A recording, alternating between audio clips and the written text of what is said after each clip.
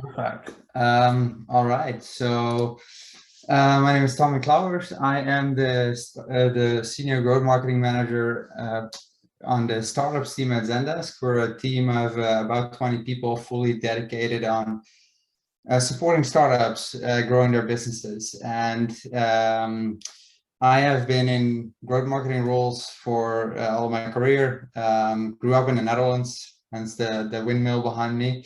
But as of 2018, I moved to the US. So I'm calling in from close to Washington, DC today.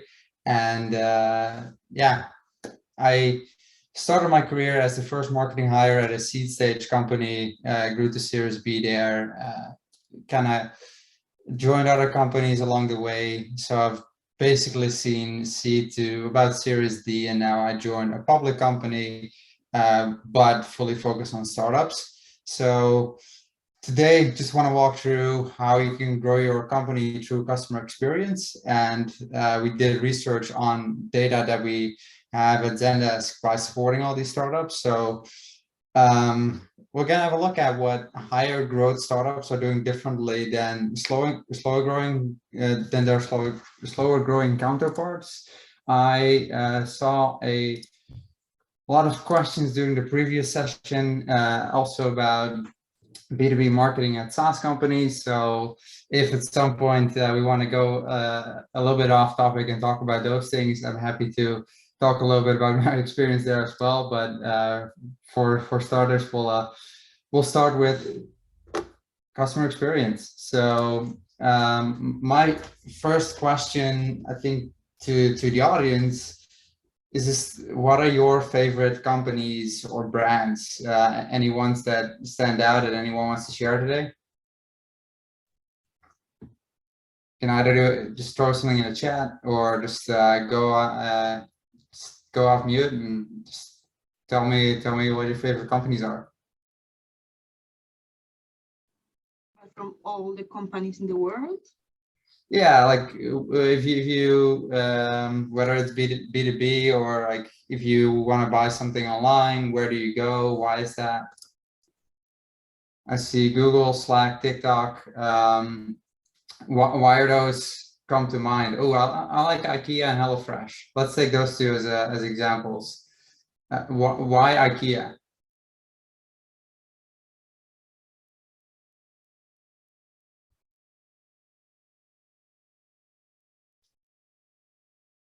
What do you like about them? Do you like their product? Do you know that good food? Yeah, fair enough. Good service, right? And I think like I see a lot of good examples in there. I see a lot of companies that have great products and great experiences, and it's always one of both. Good companies often have a good product, and the best companies out there, the ones that outperform everyone else, they have a good product, but they also have great experience, great customer experiences. And that, for me, I saw Amazon in there. A perfect example for me, because when I go shopping online, I know that if I go to Amazon, I can rely on them here in the US, especially.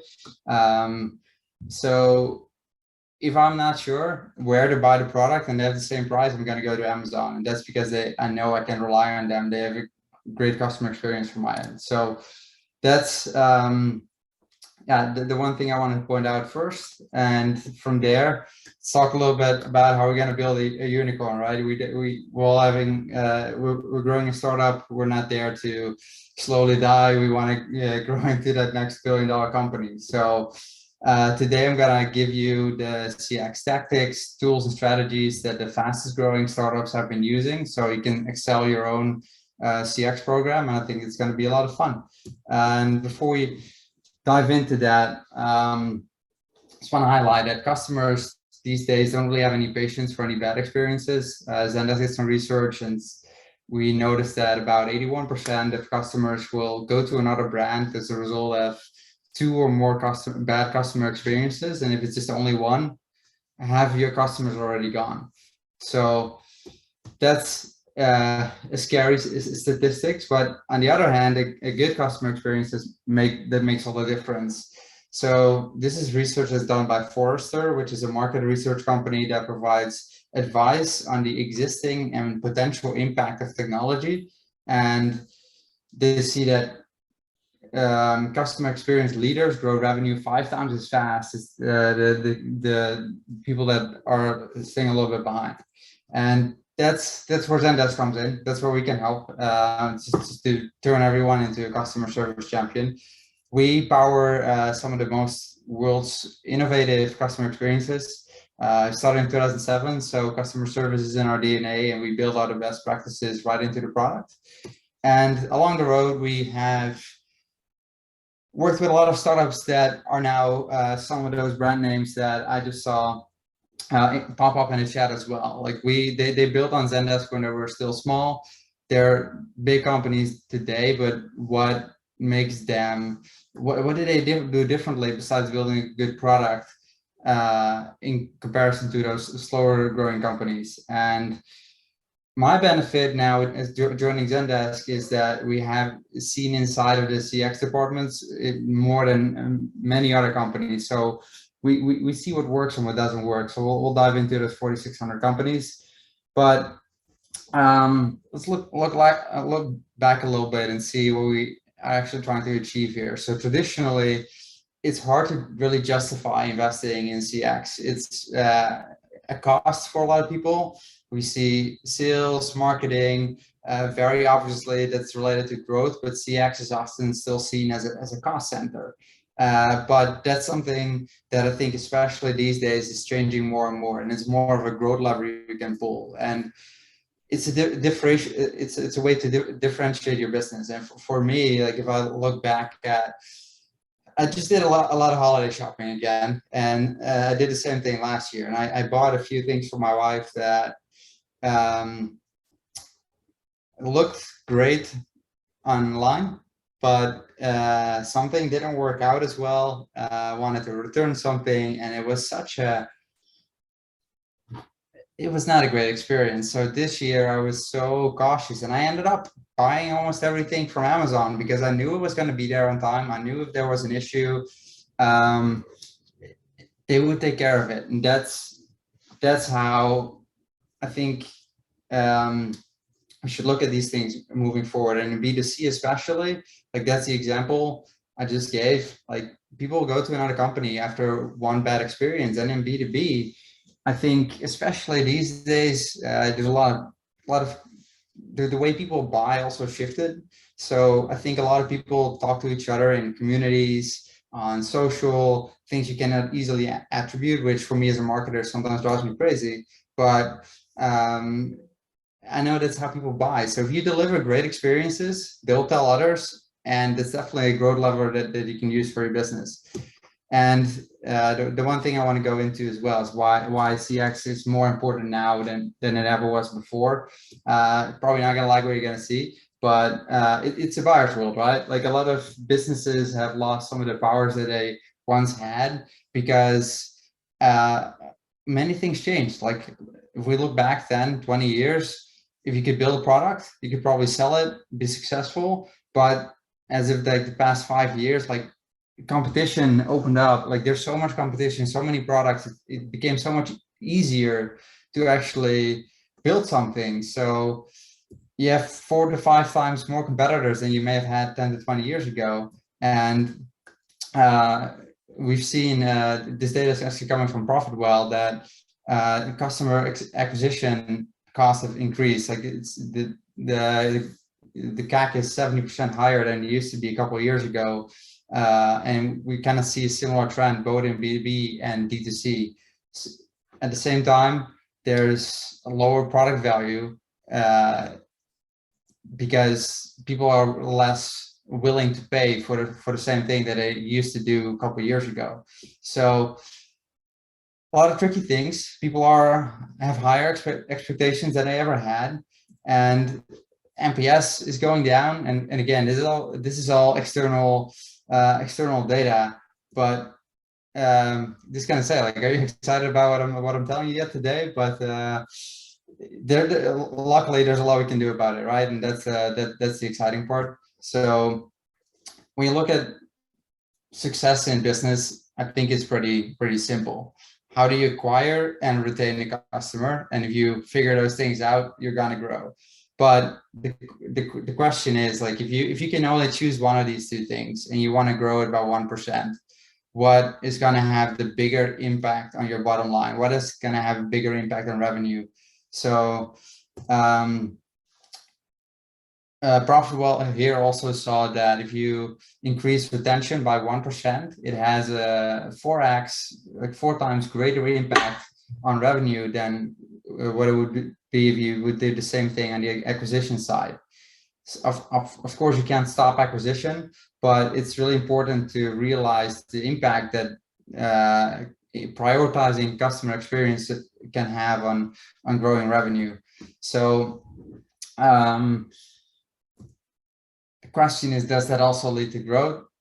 For that reason, we'll look under the hood of those existing companies. Short answer is yes. We'll dive into that in more detail now. So Zendesk has about 160,000 customers.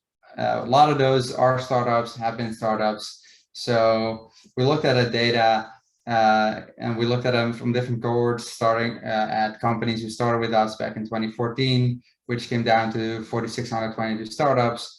And we looked at the factors that determine the growth rate of those businesses. And if we can see what high growth companies are doing differently from the slower growth companies, and whether or not there's a correlation between investing more in customer experience and growing faster.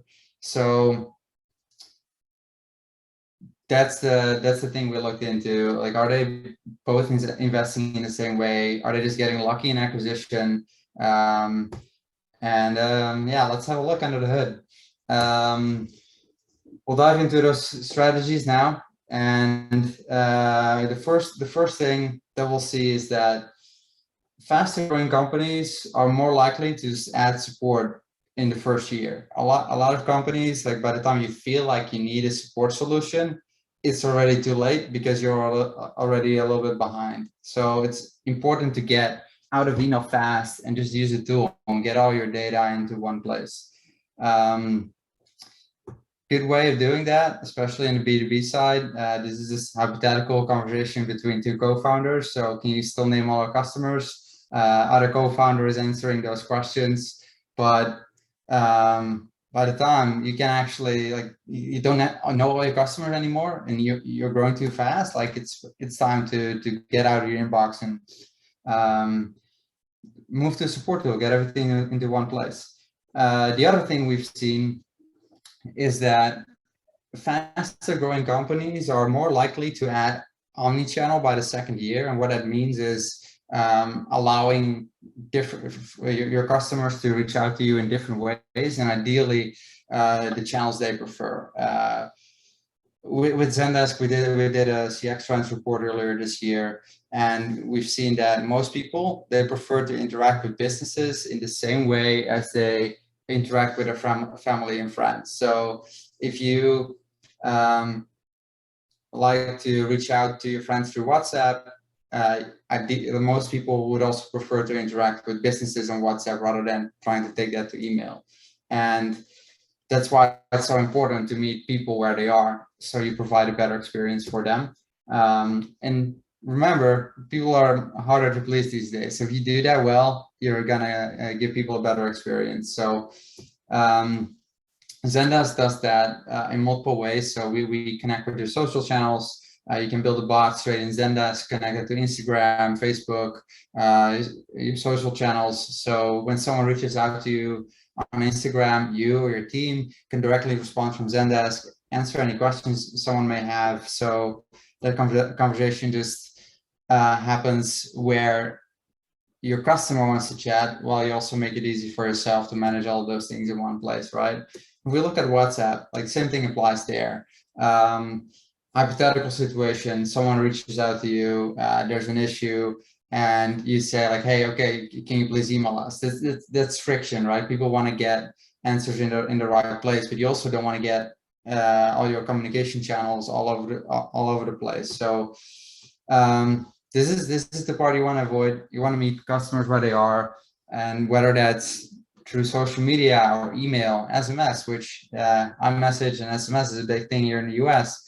WhatsApp, phone call. You want to make sure that you can support your customer wherever you can. My slide is not moving forward. All right, there we go. The other thing we see, where we see a big difference is adding live chat. I think when you think about your experience with the company, if you have a problem, you reach out, if you can chat with someone right away, that's personally what I prefer. Don't want to be on hold for half an hour to an hour. So if I can chat with someone right away, that would be awesome. And we see that faster growing companies are more likely to add live chat by year 2 than some of the slower companies do. And the other important thing is, and I think this one is essential, is also staffing it well. Because the worst experience for me is when I reach out to live chat and no one is responding. So faster growing companies are also staffing their live chat well, so they respond to their customers faster. 16% more agents were assigned to live chat by those faster growing companies than the slower growing companies. And the other thing they were doing is adding more self-serve content. And this is maybe even the easiest way if you're just building out your support operations from the beginning, just to make sure you have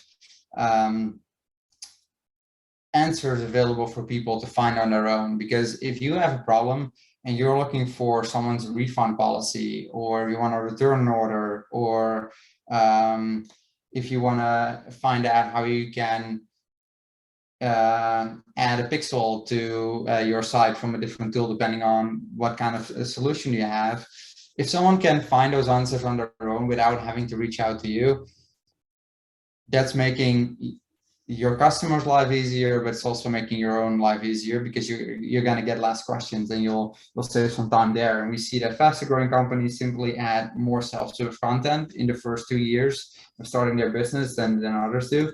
So it's incredibly important to invest in self-service and doing that very soon. So one way to do that is what we call the 600-second rule. So it's basically taking 10 minutes out of your day and to create a new help article. And the best way to do that is just look at, okay, what questions is someone asking? What are they asking me today? And if that's something there's not a help article about yet, there's an easy way to do that. And this is kind of what it looks like in Zendesk. So all your conversations live in one place. We have an app that's called Knowledge Capture. So those are all the self-service articles that you've created so far. If there's an article, it will pop up, so you can just drop it in the conversation with the customer. But if it's not there yet, you can easily create it based on the answer you just gave to the customer. So yeah, you just create it right from that spot. And if you do that 10 minutes a day, you're really building up that knowledge base and setting yourself up for success in the long run. And yeah, let's talk a little bit about those unicorns. I think the main summary is a lot of companies, fast growing, slower growing, they do a lot of the same things, but unicorns do it faster. So the sooner you invest in CX, the more it will likely pay off to help you grow your business. They invest in omnichannel faster. So meeting where your customers are, whether that's WhatsApp, phone calls, email, whatever they prefer. Every industry is different. Every business is different. I talk to a lot of startups in my day-to-day, and you got to understand what your customer wants. And I spoke to a company that had like farmers as their audience. It's like they just only call me, they don't know anything else. So at that point, it's better to focus on phone calls. Whereas in a SaaS business, what I'm most used to, the phone didn't ring that much. Most people prefer to reach out through email, live chat, and those type of channels. So it's really important to understand what your audience prefers, but make sure you meet your customers where they are. And in the first 2 years, we're really investing in that self-service. Like, I can't say it often enough. Like, the more content you create, the more answers you provide that people can find themselves, the better, the happier they're going to be, the more time you're going to save. Because when you go to a company, you, an ideal will just want to get the answer. And if you can do it by yourself, even better. Live chat, 32% faster in 2 years, and also well staffed. And also, they get on the phone more often, and I think that's a very interesting point. And I think as a founder, especially in the early days, if someone has a problem, if someone has they need something from you, get on the phone with them, talk to them, learn what their problems are. It's a great way to get actual feedback, see how they use your product. So maybe ask for a little bit more time. It's a great way to get user feedback. And not having to pay for it. So in today's world, that probably just means it could be a phone call, it could be hopping on a Zoom call and having them walk through whatever the issue is and just letting you watch, so you can uncover where you may have issues with your product, user experience, where there are stuck, so you can really uncover those gold mines of what you can improve from either a product perspective or how you're communicating with them. So especially in the early days, it's what faster growing companies seem to do more. In that way, they can also really improve their product and their customer experience. So to summarize, invest in the tool early. If you, by the time you feel like you need a tool, you're probably too late. Omni-channel, so meeting your customers where they are, really important. Set up the live chat channel and staff it well, because if someone reaches out and no one's responding, not a great experience. If someone responds right away, they know they can rely on you, they will come back. And invest in self-service, because you will save time and your team will save time. Here's my email address. If you have any questions about anything I just shared, email me. If you want to learn more about Zendesk, also reach out. I'm happy to drop in my LinkedIn in the chat as well. Happy to connect there.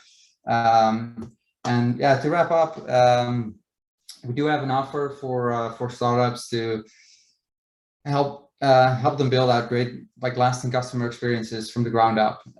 We work specifically with startups. We have about 20 people on our team right now. We're hiring a few more. Someone just started in our Berlin office, someone in London. So we're growing our support for startups in Europe. The product is there, but now we'll have more people to help startups out.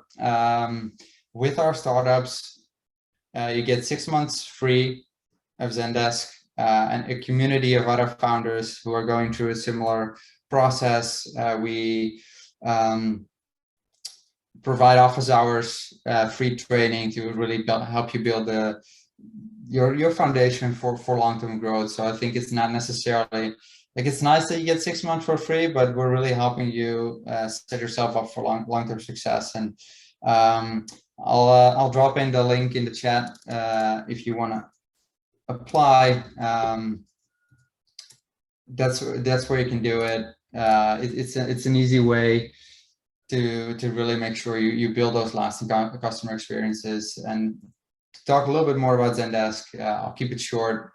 We make it easy for your customers to reach out to you through any channel. So whether that's email, phone, iMessage, Facebook Messenger, social channels, WhatsApp, all integrated in one place. So you can include all the channels that you need. It's all available out of the box. And the great thing is that the conversation stays connected. So if someone reaches out to WhatsApp, then on social, then calls you, you have all that information in one view. So it's easier to help them better. We help you set up your team for success in the long term. So that really is around that knowledge base. You can create those help center articles, set up your frequently asked questions. So the sooner you define those and publish those, the more time you'll save, and the faster you can help your customers. And it's also really important to keep your business in sync. So you'll get all the data at your fingertips. We have a lot of data that's available straight out of the box, so you know what's working, what's not working, where people are struggling, which channels are working, if you're responding to people fast enough, if they're happy with you. And we connect to a lot of other tools. We have about 150 reports that are available right out of the box, and we integrate with over 1,500 other companies too. So if you have other systems you're already maybe using, you can plug them straight into Zendesk and really start building that unified view of your customer and start helping them faster and deliver better customer experiences. And with that, want to wrap up, say thank you to everyone for taking some time out of your day to listen to me. And if you have any questions, happy to answer them now, and happy to talk about CX or growth at SaaS businesses, whatever works for you. Thank you very much, Tommy. I have one question regarding the basic tools like customer service mapping template, those tables. What do you think personally about them? Experience, like in my role as a marketer, I focus a little bit more on the buyer journey of that experience, more so than building that for a customer journey. But I think it's incredibly important to understand your customer and mapping that out, so you know which touch points there are and how you can optimize your journey and identify any gaps. So yes, I think that's very important. Do you have a more specific question about that? No. I was just curious. What do you think about those tools that are online that are supposed to help you in? I think you have to map things out and get a good understanding of what things look like. I think it's great to use them to collaborate with your team to really tell the story of like, this is what the customer experience is and how we want to increase things. So from a internal perspective and really seeing where your gaps may be and where you're doing really well, that's where I think it's really handy. Okay, thank you. And we've got a question from Andrea. How to ask for the customer for a product feedback in the best way? I think there are a lot of ways to do that. So that can be right in the product. It can be just setting up time one-on-one. So within the product, I think there are ways to, like, it depends on what your product is too. So there are a lot of tools out there that make it easy for you to ask feedback within the product. And it depends on what the feedback is. If it's like, hey, something is unclear to me, or something is not working, like that's easier. So like you kind of build something in your product and people can highlight it like that. But at the same time, like if you want actual feedback, especially in the early days, jump on a call with people, maybe even have an engineer join so he can hear your customer talk, right? Like they're building the product, but they don't often talk to the customer. And I think having actual conversations with them is the best way to do that. And at the same time, yeah, see what they're doing. So don't ask them any questions. Just like, hey, can I watch this? And can I watch you use our product? So you can kind of identify where they are getting stuck. Does that answer anything, all your questions, Andrea?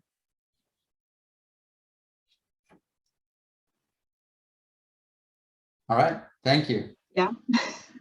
Okay, and we have another question. I need to scroll to them.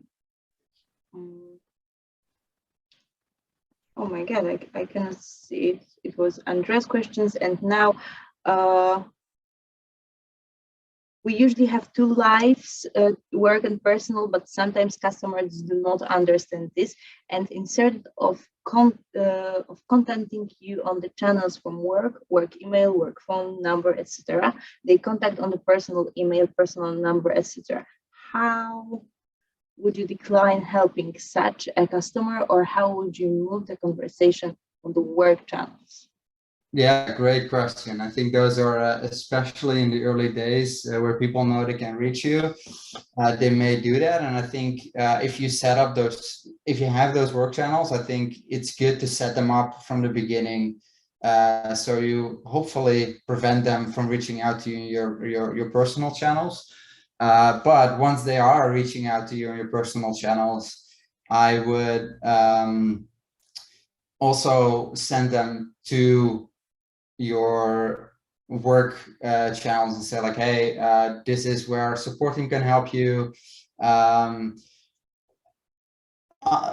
give you an example from what I typically do, because I'm on a growth marketing team for Zendesk for startups. I do a lot of welcome calls with startups that join our program, because it's a great way for me to kind of hear about how they're experiencing things. It's a way for me to connect with the customer, but I get a lot of questions about a product that I cannot necessarily answer because I'm not a product specialist. And we have a success team, but I do get a lot of questions initially because I respond to them. And by responding to everything quickly, you kind of set an expectation that I'll get an answer too. So I started saying like, hey, this is where our team is responding. That we have a shared inbox for our team for customer support inquiries. So that's where you reach our whole team, and then we that would make my life, like I would be candid. The Dutch are also known for being pretty direct and candid, so that's also a little personal, right? So I would tell them that they probably get a better answer there because their whole team is there, but it's also not like for me, it would make my life easier to kind of help them understand that. And in most cases that works for me. Does that answer that? Emmanuel, that's question to you. But I think that it answers. And there's another question. Keep entering things in the chat. Yeah, and there is another question that basically somehow connects with mine. How should startups prepare customer experience strategy from scratch? Really depends on your business. So I think my answer is going to really depend on what you're doing. I think a B2C company, if you're having an e-commerce store, you have expecting a lot of volume, you're gonna have a completely different experience than, for example, a B2B SaaS company. I worked at B2B SaaS companies where our average deal size, our ARR is $5,000 annually, and also around 100K. So we're looking at 6 figures enterprise companies where the volume of companies that are that you need to support are a lot different. So I think a lot of it comes down to your business type and how much volume you're expecting. But if you look at those kind of things in any way, I think it's essential to make sure you're gonna provide value to your customer. I see a lot of great examples, and it just means that you need to build your playbooks from the beginning and set expectations and how you want to work with your team and kind of lay out that strategy. There are a lot of companies that do a really good job. I'm a big fan of looking at what other companies do really well in my space or in another space and see if you can apply that to yourself. I remember reading about a book from Zappos, which is Zalando is pretty big in all of Europe, right? Not just the Netherlands. So they're kind of like the US version of Zalando, and they do a really good job of providing excellent service. So at some point, someone reached out over the phone. I remember reading a story. It's like talking about pizza. They were hungry, and the company ordered a pizza from them. And it's really about going above and beyond and setting like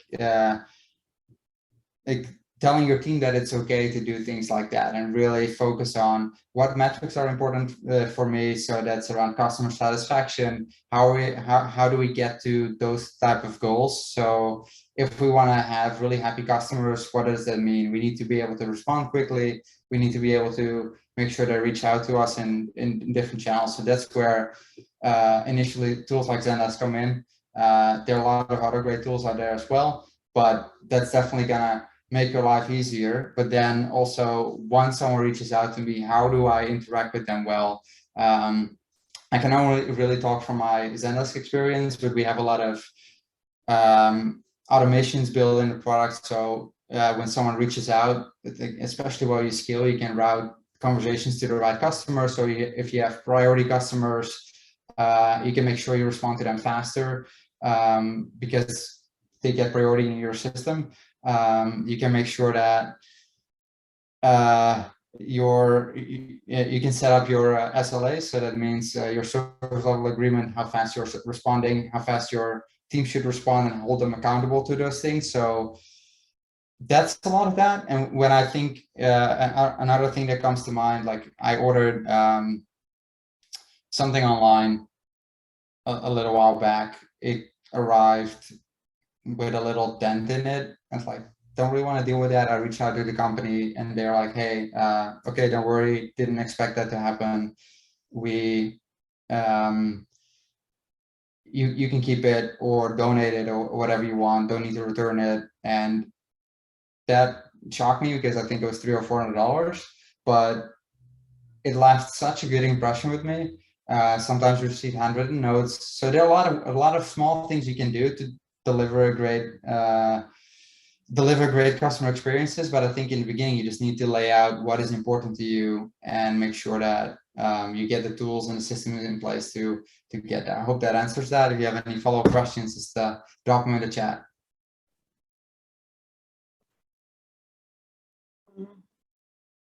I don't see any, so maybe we'll go to another question. Any tips on how to implement exceptional client onboarding? Yep, similar answer. Gonna depend on the type of business you have. So I think there are a lot of tools out there, and I can talk a little bit about my experience from back in the days where I joined a seed stage company.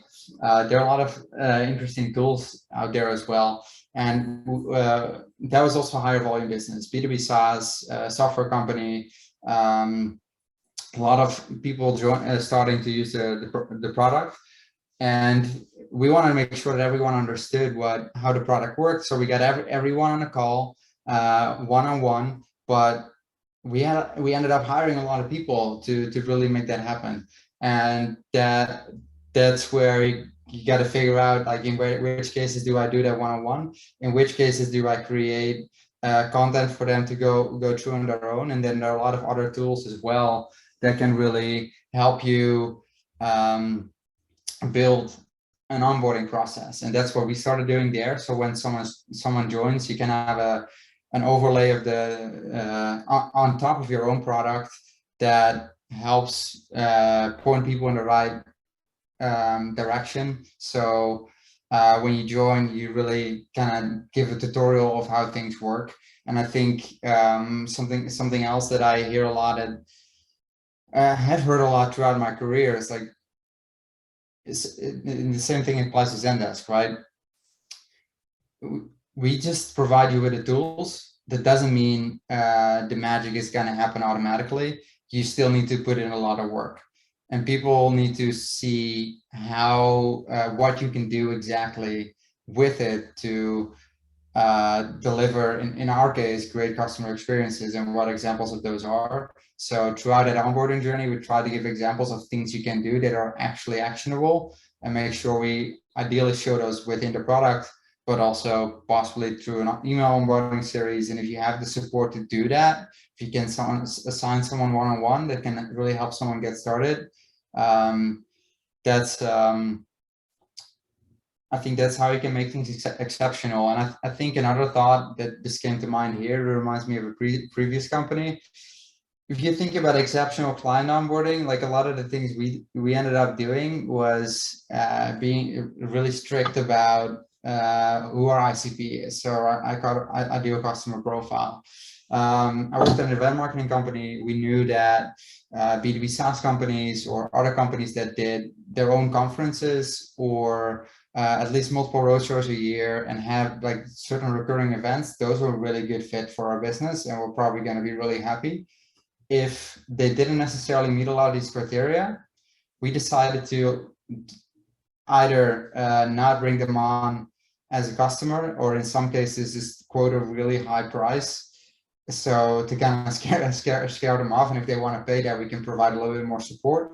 Don't necessarily know how I feel about that, but our customer base was actually a really good fit for us, and for that reason there were not too many customers that were not the greatest fit, so we could really deliver value for those that were our customers and grow their licenses over time. So that's another thing to keep in mind. Like, do you want to acquire every customer you can acquire, or do you need to be a bit more selective about it? Because the more customers you have, it's maybe your product is not a great fit for everybody. Do you want to bring them all on? So I'll just leave you with that thought. Okay, thank you very much. I think that there is a small promotion from Artem. Hinted can help you in creating product tours on top of your application. So perfect. So you've got both of the answers. Okay, are there any other questions, Tommy?